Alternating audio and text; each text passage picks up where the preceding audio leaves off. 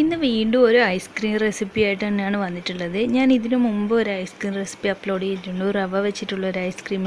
അപ്പോൾ അത് കണ്ടപ്പോൾ കുറേ ആൾക്കാർ ഇഷ്ടമായി, ചെയ്ത് നോക്കി ഇഷ്ടമായി, അതുപോലെ ഫോട്ടോസൊക്കെ അയച്ചു തന്നു. എല്ലാവരുടെയും സപ്പോർട്ടിന് വളരെ നന്ദിയുണ്ട്. അതുപോലെ ഇനിയും സപ്പോർട്ട് ചെയ്യുമെന്ന് പ്രതീക്ഷിക്കുന്നു. അപ്പോൾ ഇന്ന് ഞാൻ ചെയ്യാൻ പോകുന്നത് ബാക്കി വന്ന ചോറ് കൊണ്ടുള്ള ഒരു ഐസ്ക്രീമാണ്. ഇപ്പോൾ ചൂടുകാലം, അതുപോലെ കുട്ടികൾക്ക് വെക്കേഷനൊക്കെ അല്ലേ. അപ്പോൾ നമുക്ക് ഇന്നൊരു നല്ല അടിപൊളി ഐസ്ക്രീം ഉണ്ടാക്കിയെടുക്കാം ഈ ഒരു ചോറ് വെച്ചിട്ട്. ഇത് ബാക്കി വന്ന 1 കപ്പ് ചോറാണ്. അപ്പോൾ നിങ്ങൾ ഏത് ടൈപ്പ് റൈസ് വെച്ചിട്ട് ചോറുണ്ടാക്കണം കുഴപ്പമില്ല, മട്ട റൈസ് ആയാലൊന്നും കുഴപ്പമില്ല. നിങ്ങളുടെ വീട്ടിൽ ഏത് ചോറാണോ അത് ബാക്കി വന്ന 1 കപ്പ് ചോറെടുക്കുക.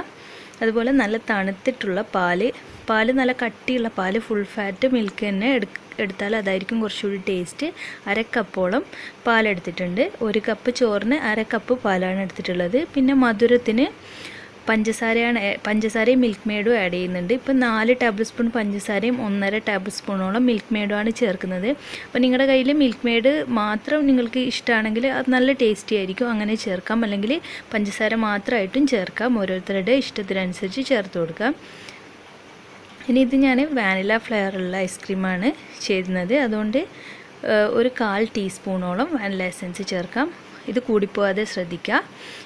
ഇനി ഇതിലേക്ക് ഒരു പിഞ്ച് സോൾട്ട് ചേർത്ത് കൊടുക്കുന്നുണ്ട്, മധുരം ഒന്ന് ബാലൻസ് ചെയ്യാൻ വേണ്ടിയിട്ട്. ഇനി ഇതെല്ലാം കൂടി നന്നായിട്ട്, കണ്ടില്ലേ, ഈ ഒരു രീതിക്ക് നല്ല ക്രീമി ആയിട്ട് വരും.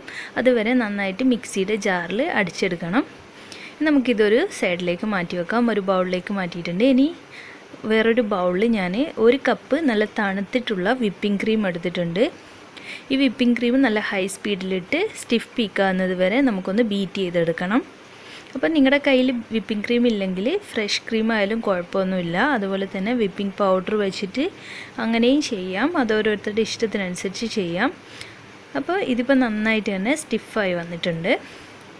നമ്മൾ നേരത്തെ ഉണ്ടാക്കി വെച്ചിരുന്ന ആ ഒരു ചോറും പാലും കൂടിയിട്ടുള്ള മിക്സ് ഉണ്ടല്ലോ, അതിലേക്ക് ഈ ഒരു ക്രീം നല്ലതുപോലെ മിക്സാക്കി എടുക്കണം. അപ്പോൾ മിക്സാക്കി എടുക്കുന്ന സമയത്ത് നമ്മൾ ബീറ്റർ യൂസ് ചെയ്യാൻ പാടില്ല. ഒരു സ്പാച്ചുലയോ അതുപോലെ തവിയോ വെച്ചിട്ട് നന്നായിട്ട് തന്നെ മിക്സാക്കി എടുക്കാം. അപ്പോൾ ഇത് സിമ്പിളാണ് ഉണ്ടാക്കിയെടുക്കാനും.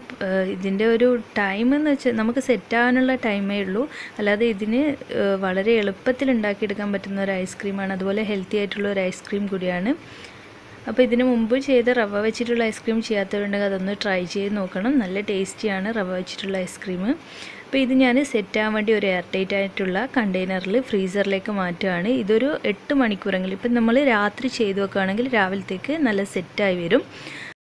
സെറ്റ് ചെയ്യുന്ന പാത്രം നന്നായിട്ട് തന്നെ അടച്ചു വെക്കാൻ വേണ്ടി ശ്രദ്ധിക്കുക, അല്ലെങ്കിൽ ഇതിൻ്റെ മുകളിലായിട്ട് ഐസ് ക്രിസ്റ്റൽസ് ഫോം ചെയ്യാം. അപ്പോൾ നല്ലതുപോലെ അടച്ചതിന് ശേഷം ഇതിപ്പോൾ ഫ്രീസറിൽ വെച്ചിട്ട് ഒരു 8 മണിക്കൂറായിട്ടുണ്ട്. ഞാൻ രാവിലെ തുറന്ന് നോക്കുമ്പോൾ നല്ലതുപോലെ സെറ്റായി വന്നിട്ടുണ്ട്.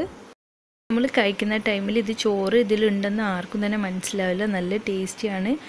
അപ്പോൾ ഇത് സ്കൂപ്പ് ചെയ്യുമ്പോൾ തന്നെ നിങ്ങൾക്ക് മനസ്സിലാവാൻ കഴിയുന്നുണ്ടാവും, നല്ല പെർഫെക്റ്റ് ആയിട്ടുള്ള ഒരു ഐസ്ക്രീം തന്നെയാണ്. അപ്പോൾ ഈ ഒരു ഐസ്ക്രീം എല്ലാവർക്കും ഇഷ്ടമായെന്ന് കരുതുന്നു. ഇഷ്ടമായാൽ ലൈക്ക് ചെയ്യാൻ മറക്കരുത്. അതുപോലെ ഈ ഒരു വീഡിയോ ഫ്രണ്ട്സിനൊക്കെ ഒന്ന് ഷെയർ ചെയ്ത് കൊടുക്കണം. പിന്നെ നിങ്ങളിൽ ആരെങ്കിലും എൻ്റെ ചാനൽ ആദ്യമായിട്ട് കാണുകയാണെങ്കിൽ ഈ വീഡിയോക്ക് താഴെ കാണുന്ന ചുവന്ന സബ്സ്ക്രൈബ് ബട്ടൺ ക്ലിക്ക് ചെയ്തൊന്ന് സപ്പോർട്ട് ചെയ്യണം.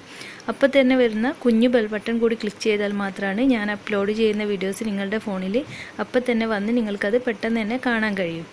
അപ്പോൾ ഈ ഒരു ഐസ്ക്രീം ഞാൻ ചോക്ലേറ്റ് സിറപ്പ് വെച്ച് ജസ്റ്റ് ഒന്ന് ഡെക്കറേറ്റ് ചെയ്യുന്നുണ്ട്, അതൊക്കെ നിങ്ങളുടെ ഇഷ്ടം. പിന്നെ വാനില ഫ്ലേവർ ഇഷ്ടമില്ലാത്തവർക്ക് കുട്ടികൾക്ക് സ്ട്രോബെറി ഫ്ലേവർ, അങ്ങനെ എസെൻസ് മാറ്റിയിട്ടും നിങ്ങൾക്ക് വേണമെങ്കിൽ ചെയ്തെടുക്കാം. ഇപ്പോൾ വെക്കേഷനാണ്, അപ്പോൾ ഈ ഒരു റെസിപ്പി കുട്ടികൾക്കൊക്കെ ഉണ്ടാക്കി കൊടുക്കും എല്ലാവരും. അപ്പോൾ റെസിപ്പിയെ സംബന്ധിച്ച് എന്ത് ഡൗട്ട് ഉണ്ടെങ്കിൽ നിങ്ങൾ കമൻറ്റ് ബോക്സിൽ ചോദിച്ചാൽ മതി, ഞാൻ റിപ്ലൈ തരാം. അതുപോലെ തന്നെ ഞാൻ കിഡ്സ് സ്പെഷ്യൽ കുറേ റെസിപ്പീസൊക്കെ അപ്ലോഡ് ചെയ്തിട്ടുണ്ട്, അപ്പോൾ അതൊന്നും കാണാത്തവരുണ്ടെങ്കിൽ ഒന്ന് കണ്ടു നോക്കണം. അപ്പോൾ നിങ്ങൾക്ക് ഇഷ്ടമായാലും ഫ്രണ്ട്സിനൊക്കെ ഒന്ന് ഷെയർ ചെയ്യാനും വേണ്ടി ശ്രമിക്കുക. അപ്പോൾ ഇനി മറ്റൊരു വീഡിയോ ആയിട്ട് വരുമ്പോഴേക്കും താങ്ക് യു.